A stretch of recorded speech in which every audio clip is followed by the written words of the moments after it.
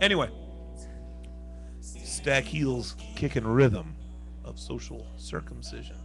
Go ahead. I don't even want to try talking about this. Let's go on and talk about the rest of these fights. Oh, okay. I'm trying not to cry over here. We're at section foe. Don't be no hoe. Don't be no hobo. Are we live? I did not understand that. Also on that undercard of Juan Manuel Lopez, who became a new. We've got junior welterweight action. Lamont Peterson of the famous Peterson brothers. TKO victory in the 7th round over Willie Blaine. Lamont Peterson becomes the first of the two Peterson brothers to become a world champion. Yeah, he is the actual mandatory challenger for Timothy Bradley that we were talking about earlier. So, I mean, this would be a big payday for him as well. Peterson brothers against Bradley. It's not a tag team match. One of the Peterson brothers. I'm sorry, I misspoke. No, I thought that was cool, man. And they're going for, it's not a tag team match anyways. It's a handicap match. If you get hit by 4 punches at once, you might be in a screwed up fight. That's messed up. But nonetheless, it would be a tough fight against now. Lamont Peterson, congratulations. He wins a vacant interim junior welterweight belt. Vacant interim. Got to love that stuff. It's vacated because of Timothy Bradley having to give it up because he didn't want to have to fight the winner. No. No? No. All right, I'm wrong. That's I'm gonna lay down. No, you're right, but you're right, but for the wrong reason. That's not why it was vacant. I can't tell you why. Not because it's a secret, but because I don't know. But Bradley was. We're sharing a beer. Bradley was we're sharing one beer. Bradley was stripped earlier in the week before. Oh, okay. I mean, later in the week rather, before this was even written up. So no. But Lamont Peterson against Timothy Bradley, that I would still favor Bradley. Just simply. I would too. Simply on experience. And the punch that Timothy Bradley took a couple weeks ago and got up anyway, blasted, had never been down. No. And neither had Carl Froch. And he went down and got up. So, I mean, I don't know. Bradley fighting a guy like Kendall Holt, who's just known as a pure puncher. And, I mean, he took the big shots from him all night, actually. I mean, he got knocked down one time, but he took big shots from him all night. Also, Felix Sturm retains his middleweight belt that he's had for 78 years. No one really cares about Felix Sturm other than the fact that he did beat Oscar De La Hoya about a decade ago. So, congratulations. Saturday night, Cozumel, Mexico, featherweight action. Daniel Ponce de Leon wins a 12-round unanimous blowout decision over Marlon Aguilar. Scores were 119 to 109 all 3 times. Well, that's a damn blowout right there. I can't believe it's not a knockout with the knockout power that De Leon has. I mean, 31 of his 36 wins are by knockout. Especially against someone who showed up 19-6. Yeah, it's kind of surprising. De Leon has pure punching power as well. So he's always exciting to watch. That's one of the reasons that I put Juan Manuel Lopez on my pound for pound list is because he beat Ponce de Leon. Well said. Almost well said. Almost well said. Saturday night, Tunica, Mississippi, cruiserweight action. Adam the Swamp Donkey Richards, TKO victory in the 4th round over Gustavo Enriquez, and the only reason I said that is so I could say Swamp Donkey while at work. Friday night, St. Louis, Missouri, or Missouri if you live anywhere other than Missouri.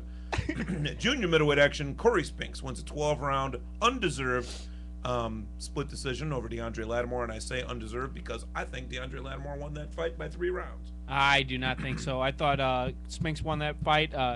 Lattimore did good at the beginning. I mean, first 3 rounds or so, he was showing his skills. Seemed they were complaining. The announcers were complaining a lot about Spinks' legs, him not moving enough. But I think he moved enough to get the fight to win the fight. They got to remember that he did get knocked down. He did get rocked in that Spinks first round. Spinks was down in the first round. And came back and ended up taking this one. I think that he did a good enough job to win it. He did a very good job at the end of every round to rally, to take the round. There were a lot of close rounds, and he He landed the big punches at the end of the round. I mean, he landed more big punches throughout the round. Did he but knock the other guy down? no, he did not. How do you win? Because how do you you win? can you can win the other rounds by enough. I'm not arguing the fact that, well, if you knock a guy down, you can't lose. Well, yeah, You definitely can lose.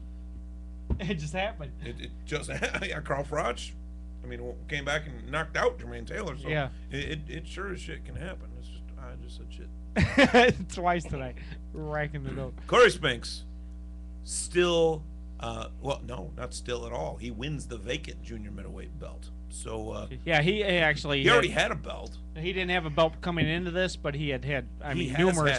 has had junior middleweight. Yeah, belt. he's had numerous belts. And let me get through this. Friday night in Chicago. These are the fights that we covered for Friday night fights. Junior featherweight action. Antonio Escalante TKO victory in the third round over Gary Stark Jr. I mean, absolute blast. Escalante and Gary Stark. Escalante had the power. He actually winked at me before the third round started. In some cultures, you'd be married. But he looked directly at me and winked at me and like, here it comes, buddy. You better get some photos of this. That's awesome. Because he realized that Gary Stark couldn't hurt him. And Gary Stark was fighting a lot with his hands down, trying just to use that Paulie Malignaggi head movement. But he's not Paulie Malignaggi. He got rocked, and Escalante showed why he should have. It doesn't say belt there, but he got a new belt around his waist. It's probably not a major belt. That's why it's not listed. Antonio Escalante, we love you. Yeah, I've been covering your fights for a couple of years now, and very you are exciting. If I see his name, I make triple sure I'm going to be there. Well, it's not. It's so much that you see a lot of fighters get ahead on the cards and just run and not try to really finish their opponent.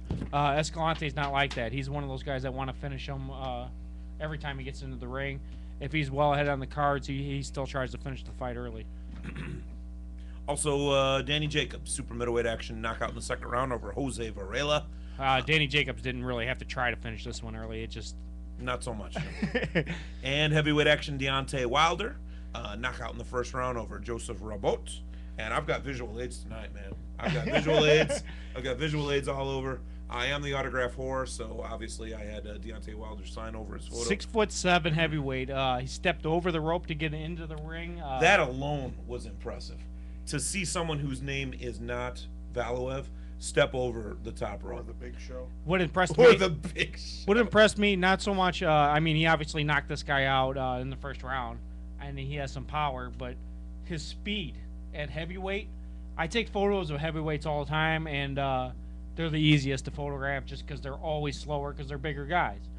This guy was very quick. Use a lower exposure speed. It just you got that rapid fire on your camera, and you could catch guys, but it's still even hard to catch those lower weights because they're just so tremendously quick. I mean, that's why they're skilled. They're so skilled at that weight class. But Wilder showed us that he has some speed too at heavyweight. He's probably one of the quicker fighters at heavyweight. He is, without a doubt, going to be a heavyweight worth watching. You could see why he got a bronze medal. At very least, a bronze medal. And I think it was only he had only had 16 amateur fights, I believe, coming into the Olympics. I don't think he had all that much. No, I think it was 16. I mean, that shows you how skilled this guy is. We have two more fights I want to cover, and I want to get them into this segment before we get to the next segment, obviously. Friday night in Newark, middleweight action, Billy Lyell, who is the fighter of Jack Lowe, who also trains Kelly Pavlik, the middleweight champion of the world. I hate the name drop, I hate that stuff. But I got off the phone with Jack Lowe the other day, the trainer of Kelly Pavlik, middleweight champion of the world, and he was talking all about Billy Lyell. I figured he would talk about the middleweight champion. And he said, Kelly's fine. Billy Lyell beat John Duddy, gave John Duddy his first ever loss. Did you ask him whose corner he'd be in if they fought each other, since they're both middleweights? They're never going to fight. And no, I didn't ask him that garbage. That's a garbage question. Timmy, you don't plan on moving from that spot for a while, do you, buddy? 20 seconds. And this is your Bolo Punch Boxing Hour. We'll be right back with all the fights that are going to get us through the week. Right here on Bolo Punch. We'll be right back at you. Serving Indiana families for over 80 years. As a member of both Independent Insurance Agent and Trusted Choice,